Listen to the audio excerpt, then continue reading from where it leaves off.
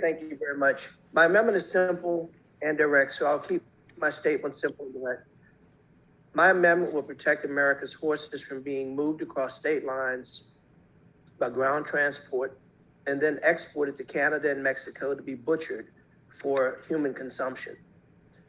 This is a bipartisan amendment with support with a wide range of individuals. Up to 149 supporters have indicated their support today alone. I would like to thank my friends, Mr. Fitzpatrick and Mr. Katko, for working with me on this amendment. It has a wide range of support, and many Americans agree. Horses aren't bred for food, and Americans don't want them bought under false pretenses, forced into overcrowded trailers, tormented on 1,000-mile journeys, and then prodded to slaughterhouses. This is not a new issue for Congress. A lot of work has been done by great members on both sides of the aisle to put an end to this horrible practice. And a lot of groundwork has been gained. I offer this amendment because this is another chance to end this practice once and for all. I believe this is such a heinous practice that Congress should take every chance it has to bring it to an end. Having said that, my time as a legislator, one of the clearest lessons I've learned is that details matter. It has come to my attention that the department has some issues with this particular amendment, as does the advocacy community, have some concerns about the unintended consequences that this amendment might have in its current form. I know that they and many other of my fellow members believe strongly in the end of the goal of eliminating horse slaughter that has been working hard to make this happen for many years. In this spirit, I'm willing to withdraw my amendment in order to work with you, Madam Chair, and the department, and my fellow members to get the language right, to make sure that our intent is met and that unintended consequences don't cause greater harm to an issue that many have worked on for a very long time. I would urge and ask for your support, Madam Chair, that as I offer to withdraw this amendment, that you will allow me and others to work closely with you to make sure that we have an opportunity to advance this very important issue as this bill makes its way to the floor.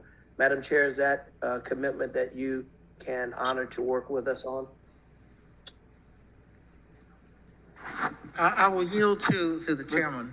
I assure the gentleman I'd be happy to work with him as we go to the floor of the House on a manager's amendment. DOT says they that they could not enforce this with the current language, and we'll need to work with the Agriculture Committee to get this in proper form. But I totally agree with his objective, and I assure him that we will do everything we can to get it in the manager's amendment and get it done on the floor.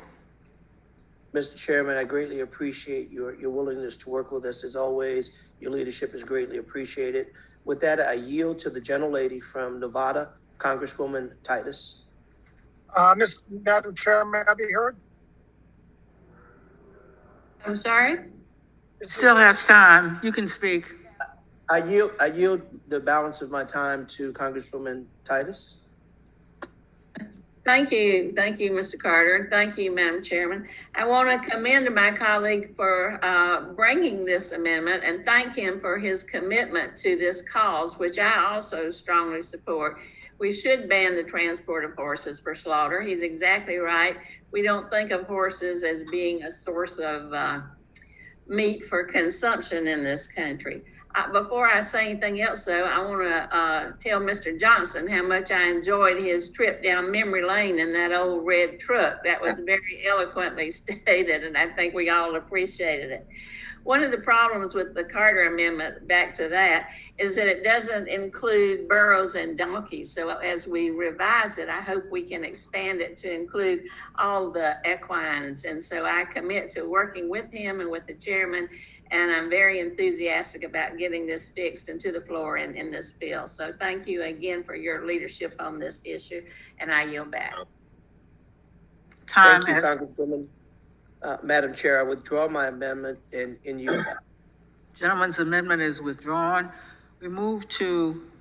Madam Mr. Chair, Madam Chair, That's the end of that one. It was withdrawn. I asked to be heard on this, and I was told I was going to be able to speak on this.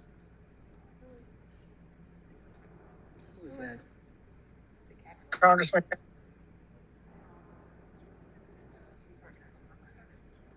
Who is it? Mr. Katko is recognized for 5 minutes. thank you, Madam Chair. I rise in strong support of the amendment offered by my colleague, Representative Carter, as well as supported by my colleague, Congressman Fitzpatrick. Throughout my time in Congress, I've been proud to work with my colleagues on initiatives to protect our nation's horses, and today is no exception.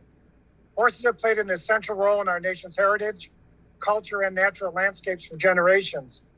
It is simply unacceptable that these majestic creatures should be subjected to any form of cruelty. Unfortunately, although horse slaughter is prohibited in the United States, thousands of American horses are slaughtered in foreign countries each year.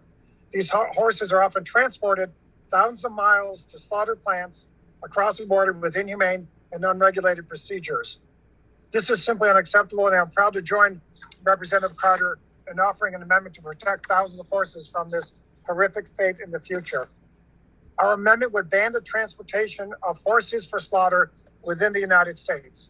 This simple but necessary step would take a strong stand against animal cruelty and ensure that the inhumane practices of horse slaughter is not allowed to continue unimpeded in other countries.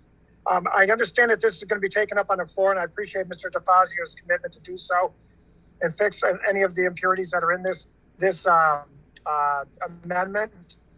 But I do hope that we follow through on this. If horse slaughter is banned in this country, we should not allow horses to be rounded up and taken by deception to the border, where they can then be sold into slaughter elsewhere. So I hope we stand by this when we deal with this on the floor of the House and the manager's amendment.